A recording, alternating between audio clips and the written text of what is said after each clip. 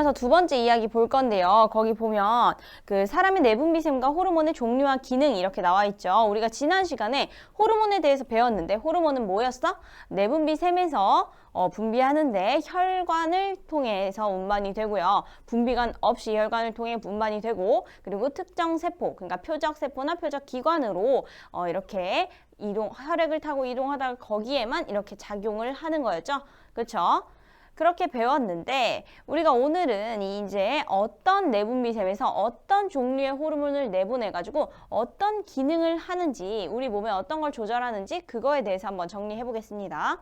그럼 먼저 이걸 봐야겠죠. 사람이 내분비샘과 호르몬 종류와 기능. 네, 사람의 몸을 일단 가져올게요. 거기 학습지에 옆에 일단 이렇게 나열되어 있으면 그거 1번 뭐 쓰고 그리고 옆에 표도 같이 채워주시면 됩니다. 알겠죠? 그럼 일단 첫 번째 뭐부터 볼 거냐면요. 위에서 아래로 이렇게 쭉 내려갈 거예요. 일단 첫 번째 여기 뇌가 있죠. 뇌. 근데 이 뇌에 얘들아 뭐가 있냐면 우리가 항상성을 조절하는 중추인 간뇌가 있어요. 간뇌가 뭐였지 얘들아? 중추신경계 외울 때 간당 기억나세요? 간당? 네, 간뇌는 혈당량을 조절하는 역할을 했었죠.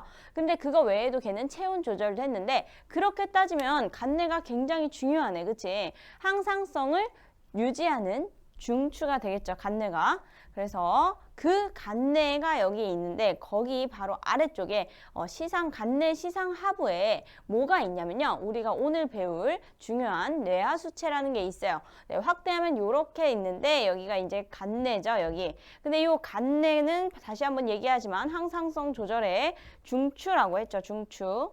그럼 이 간뇌의 시상하부에는 뭐가 있다고? 이렇게 생긴 뇌하수체가 있다고. 근데 이 뇌하수체가 사실은 앞부분, 뒷부분에서 전엽, 후엽으로 나뉘어요. 그래서 이 전엽과 후엽에서 각각 분비하는 호르몬이 다른데 요건 이제 고등학교 과정이고 우리는 그냥 전엽, 후엽 구분 없이 그냥 뇌하수체라고 보겠습니다. 그래서 이렇게 그냥 뇌하수체라고 보면요. 여기서 뭐가 분비가 되냐면 일단 첫 번째로는 우리가 지난 시간에도 잠깐 언급을 했던 생장 호르몬인데요. 여기서 잠깐 생장 호르몬이랑 성장 호르몬이랑 어떤 게 차이가 있냐. 지난 시간엔 성장이라 했는데 이번 시간엔 생장이라 그러시네. 이러고 마음에 안 들어할 수 있겠죠. 그래서 제가 이야기를 해주자면 성장과 생장은 엄연히 약간 다른 약간 미묘하게 다른 의미를 가지고 있는데 성장은요. 개구리가 개구리로서 크는 거고요.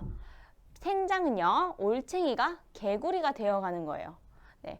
생장은 발달 과정을 함께 이제 포함한 발달을 하면서 이제 큰 그런 거고요. 그리고 성장은 몸집이 크는 그런 거라고 생각을 하면 되는데 이제 사람이 어렸을 때부터 이렇게 크는 거를 사실 잘 성장했다고 하긴 하지만 우리가 몸 구석구석 발달을 하잖아. 그래서 생장이 좀 더 맞는 단어인 것 같아서 생장으로 고쳤습니다. 지난 시간에 했던 것도 생장이라고 혹시 필기를 했다면 고쳐주시기 바래요.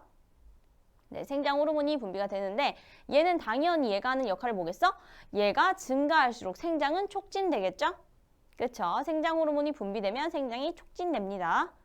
그리고 두 번째로는 뭐가 있냐면 이제 약간 어려운 이름이 나오는데 항이뇨 호르몬이에요. 항이뇨 호르몬. 항이뇨 호르몬은 뭐냐 얘들아. 이뇨가 뭐냐면 요가 이제 오줌이라 생각하시면 돼요. 이뇨는 오줌이 잘 분비되도록 하는 거야. 잘 나가도록. 근데 이제 항이야. 항이 붙었어. 뭐야? 안티야. 안티이뇨예요. 안티이뇨. 뭐야? 얘들아 안티펜이 뭐야? 펜이 아니죠. 적이잖아. 적. 펜이 아닌 게 안티펜이잖아요.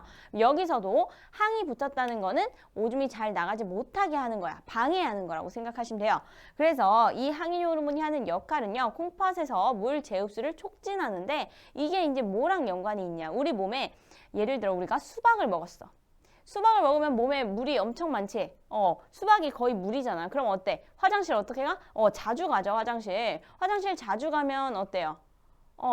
화장실 자주 가면 어때요? 그래. 귀찮죠. 네. 화장실을 자주 가면 무슨 의미야? 몸에 있는 수분을 많이 내보내는 거지. 수분이 너무 많으니까 오줌을 통해서 수분을 내보내는 역할을 하는 거고. 근데 반면에 만약에 우리가 땀을 많이 흘렸어. 그럼 이미 물이 많이 나갔잖아. 그러면 오줌을 많이 쌀까?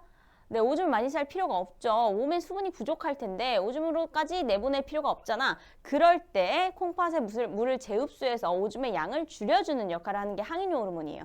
그래서 이 항인효 호르몬이 증가할 경우에는 오줌의 양은 줄어들겠죠. 네, 오줌 양과 항인효 호르몬은 약간 반비례한다고 생각을 하시면 되겠습니다.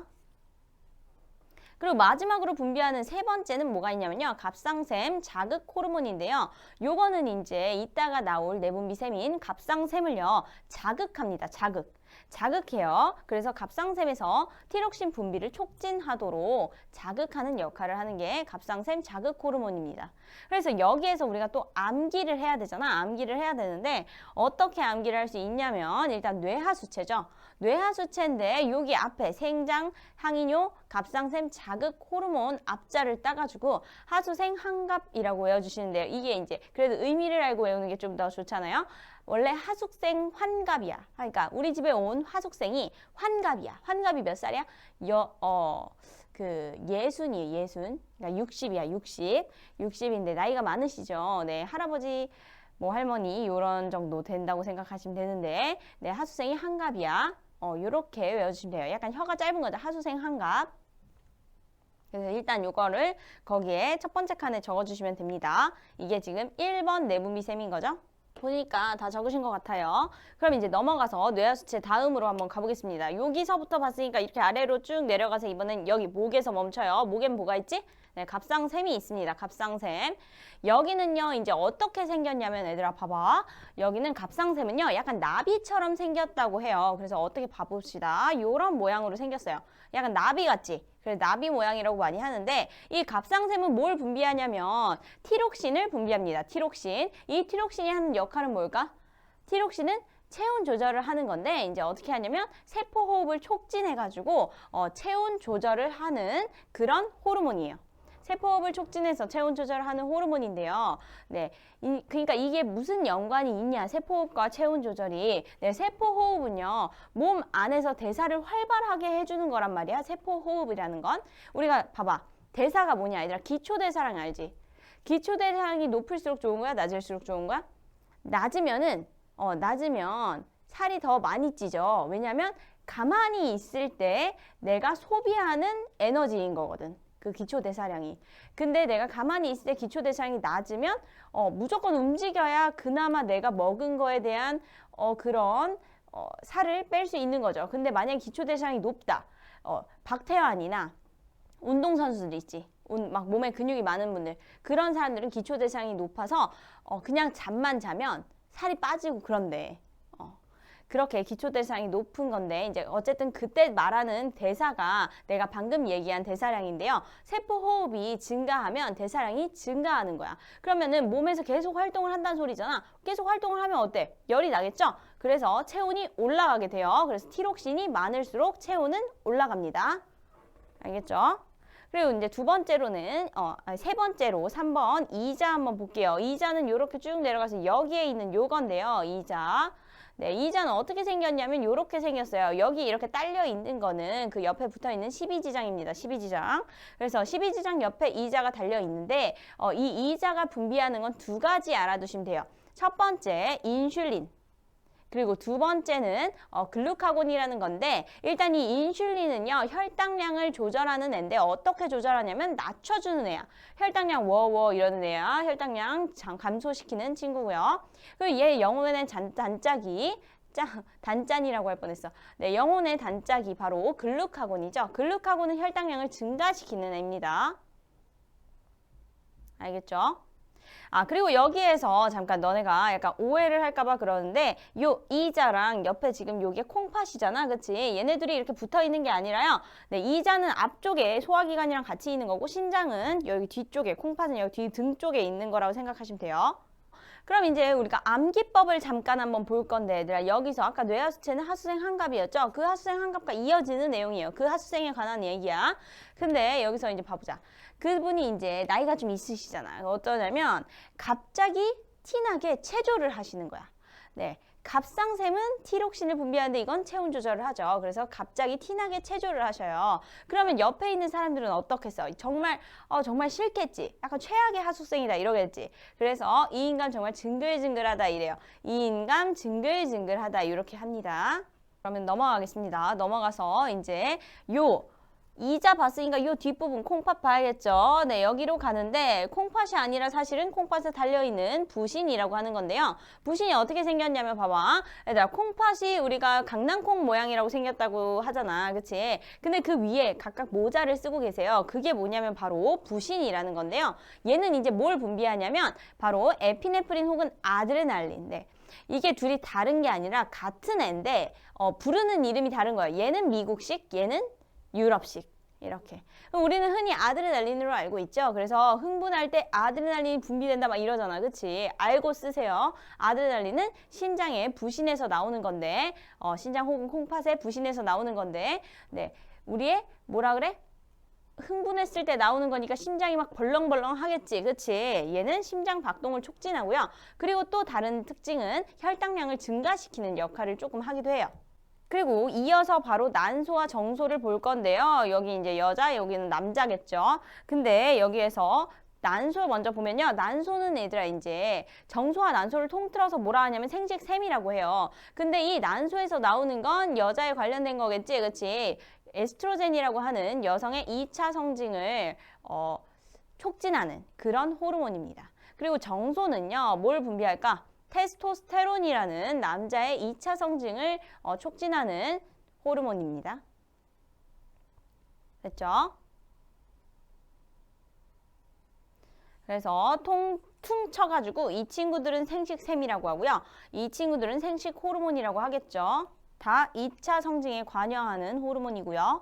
여기에선 또 암기가요. 이제 그 하수생 한갑이요. 또 부심을 부려요. 부심. 어떤 부심? 난 정말 2차 가능하다는 부심까지 부립니다. 네, 부신에서 나오는 건 이제 아드레날린인데 걔는 심장 박동을 촉진하죠. 여기에 있는 에피네프린이랑 아드레날린이라는 명칭보다 하는 일이 더 중요해서 이렇게 했고요. 그리고 난소는요. 에스트로겐을 분비하는데 여자의 2차 성징 그리고 정소도 테스토스테론이랑 분비하는데 2차 성징에 관여하잖아. 그래서 난 정말 2차까지 가능하다고 부심을 부린다. 이렇게 기억을 해주시면 너무 기억 잘 되겠어요. 네, 넘어가서 하숙생 괴담에 대한 이야기인데요. 아주 징글징글한 이야기예요. 네, 하숙생이 한갑이야. 근데 어때? 갑자기 티나게 체조를 하네? 그러니까 어때? 이 인간 정말 징글징글하다라고 하겠죠. 그래서 근데 게다가 난 정말 2차 가능하다고 부심까지 부린다라고 해서 기억을 해주시면 너무 좋겠고요. 다시 한번 보면 뇌하수체는요. 생장 호르몬이랑 항인효 호르몬이랑 갑상샘 자극 호르몬을 분비를 하고요. 그리고 갑상샘은요. 티록신을 분비하는데 걔는 체온 조절을 하죠. 그리고 이자는요. 인슐린을 분비하는데 이 인슐린은 혈당량을 감소시키는 역할을 하고요. 혈당량을 증가시키는 역할은 글루카곤이 한다. 그리고 난소와 정소 같은 생식샘은 2차 성징에 관여를 하고요. 부신은 심장 박동을 촉진합니다. 알겠죠? 네, 이렇게 하고 이제 넘어가서 괄호 6번에 뒤에 넘기면 10페이지 호르몬 과다증과 결핍증 보도록 할게요. 안녕. 네, 호르몬의 과다증과 결핍증 볼 건데요. 다시 한번 이제 우리 인체를 한번 가져오고요. 여기에서 이제 뇌하수체부터 다시 보도록 하겠습니다. 이 뇌하수체의 모든 생장 그리고 항인효 갑상샘 자극 호르몬 모든 결핍증과 과다증을 보는 건 아니고요. 대표적인 것만 볼 건데요. 이 뇌하수체에서는 첫 번째로 뭐가 나온다 했지? 생장 호르몬 나온다 했죠? 그 생장 호르몬 관련된 과다증과 결핍증 볼게요. 일단 과다증은요. 우리 저번 시간에도 살짝 얘기를 했지만 거인증이 있었죠. 거인증 혹은 말단 비대증도 있었고요. 그래서 여기에서는 생장이 계속 지속되는 증상이 나타나요. 그치? 그리고 결핍증으로 뭐야? 거인의 반대. 네, 소인증이죠. 소인증. 소인증은요. 잘 성장을 못하는 거지. 성장을 잘 못해서 여기 이렇게 사진을 보면 왼쪽은 거인증, 오른쪽은 소인증에 해당하는 두 분의 사진입니다.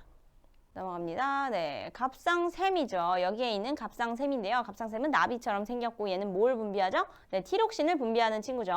이 티록신은 무슨 역할을 한다고? 네, 세포호흡을 촉진해서 체온을 조절하는 역할을 하는데 이게 만약에 많을 경우에 어떻게 되냐? 많을 경우에는 갑상샘 기능 항진증에 걸리게 되는데요. 요건 이제 뭐냐면, 사실 기능 항진증이 있고요. 기능 저하증이 있어요. 요 두 개는 사실 남성보다 여성이 훨씬 많이 걸리는 질병이고, 그리고 항진증에 비해서는 저하증이 훨씬 비율이 높아요. 걸리는 확률이. 근데 이제 어쩌다가 이렇게 갑상샘 기능 항진증을 걸리기도 하는데 이거에 대한 증상은요. 일단 저번 시간에도 잠깐 얘기했듯이 안구 돌출이 있고요. 그리고 또 뭐가 있냐면 체온이 조절이 너무 되는 거죠. 그러니까 체온이 계속 올라가겠죠. 세포호흡이 계속 촉진되니까 갑상샘 이게 많다는 거잖아. 이게 많으면 이게 많으면 체온도 높아진다고 했죠. 그러니까 땀이 많이 나고요. 감정의 변화가 심해요. 그리고 여기에 보면 체중 감소도 있는데 내가 아까 얘기했지. 얘들아 세포호흡이 계속 많이 일어나면 대사량이 높아진다고 했잖아. 그치? 물론 이거는 건강한 방법이 아니니까 당연히 안 좋은 거지만 체중이 계속 감소하는 거지. 오케이? 계속 안에서 세포호흡을 하니까 열에너지 발생해서 땀이 증가하고요. 그리고 또 안구도 돌출되는데 감정의 변화까지 심해 예민해져. 근데 이제 체중은 계속 감소하는 거야. 알겠죠? 이거에 정확히 반대가요. 이제 기능 저하증이겠죠? 기능 저하증. 얘는 이제 어떠냐면 무기력해. 그리고 체중이 증가하죠. 얘는. 적당히 일어나야 되는 만큼도 안 하니까 체중이 증가하고요. 그리고 추위를 잘 안 타게 됩니다. 추위를 잘 타게 됩니다. 왜냐면 체온 조절이 잘 안 된다는 거니까. 추위를 잘 타죠. 그럼 이제 넘어가서 갑상샘 넘어가가지고 밑에 있는 이자로 가겠습니다. 이자. 네, 이자에서는요, 뭐가 분비됐지? 네, 인슐린이랑 글루카곤이 분비됐는데 얘네는 혈당량을 조절하는 친구들이죠. 근데 거기에서 얘들아, 글루카곤 같은 경우는 친구가 한 명 있었잖아. 부신에서 아드레날린이 혈당량을 증가시키는 역할을 조금 하기도 한다 했죠. 그쵸? 근데 이제 걔는 그래서 결핍이 되더라도 조금 약간 보조가 있잖아. 그치? 근데 여기에는 인슐린은 보조가 없어요. 그래서 인슐린이 만약에 결핍된다 하면 큰일인데요. 이 인슐린이 결핍되면요. 혈당량을 감소시키는 게 인슐린인데 그치? 인감이자 인감. 혈당량을 감소시키는 게 인슐린인데 그게 잘 되지 않는다는 거니까 당뇨병에 걸리게 되는 거죠. 그쵸? 그래서 이 당뇨병의 증상으로는 어떤 게 있냐면 일단 오줌에 포도당이 섞여 나와요. 왜냐면 안에서 제 역할을 다 하면 나올 일이 없는데 너무 많다 보니까 이게 밖으로 나오는 거야. 오줌에. 그리고 심한 갈증을 느끼고 체중이 감소되고 쉽게 피로를 느끼는 등의 증상이 나타납니다. 됐죠? 그리고 얘들아 생각해보면 설탕물에 손 넣었다가 딱 뺐어. 그리고 안 씻었어. 그럼 어때? 끈적끈적하죠. 그치? 그러면 이 포도당이 사실 당이니까 혈액 안에 당 성분이 많으면 혈액이 어떻게 되겠어? 끈적끈적해지겠죠. 그럼 혈액이 잘 흐를까? 잘 흐르지 않죠. 그쵸? 그래서 당뇨병이 굉장히 사실 심한 경우에는 위험한 거예요. 그래서 잘 알아두시기 바랍니다. 인슐린이 결핍되면 당뇨병에 걸리게 되죠. 이제 마지막인데요. 이제 사실 왜 거기에 3번 하고 4번 없이 바로 5번이냐. 일단 4번이 뭐였지? 부신이었죠. 근데 부신은 따로 결핍증이랑 이런 걸 보지 않고요. 바로 5번으로 넘어가서 정소, 난소 보려고 거기 4번이 없는 거예요. 그럼 이제 넘어가가지고 난소 한번 보겠습니다. 난소. 난소와 정소는요. 생식샘으로 생식 호르몬을 분비하는데 난소는 에스트로겐, 그리고 정소는 테스토스테론이죠. 그쵸? 얘네는 이제 결핍이 된다거나 뭐 과다하거나 요것도 이제 좀 그렇겠지만 얘네는 시기적으로 문제가 있어요. 그러니까 시기적으로 빨리 분비가 되면 어떻게 될까? 예상보다, 그러니까 정상적인 경우보다 더 빨리 분비되면 어떻게 될까요? 성조숙증이라는 게 와요. 그래서 이제 여성의 경우 초경이 당겨진다거나 발육이 증가하고 발육이 빨리 일어나고요. 남성의 경우는 변성기가 빨리 온다거나 아니면 발육이 빨리 일어나고 그리고 뭐 수염이 빨리 난다거나 이런 증상이 나타나겠죠. 그럼 오늘도 고생하셨고요. 다음 시간에 만나요. 안녕.